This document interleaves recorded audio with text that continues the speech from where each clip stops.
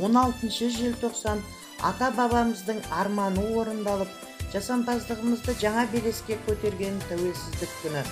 1991 жылғы 16 желтоқсанда елбасы Нұрсұлтан Назарбаев қол қойған конституциялық заңнан бастау алған тәуелсіздігімізге 29 жыл толды.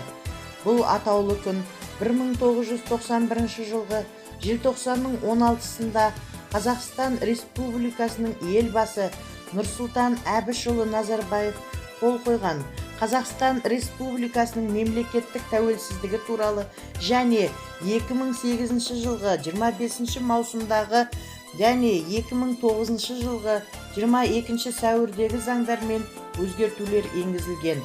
2001 жылғы желтоқсанның 13-інде Қазақстан Республикасындағы мерекелер туралы Қазақстан Республикасы заңдарына сәйкес атап өтіледі.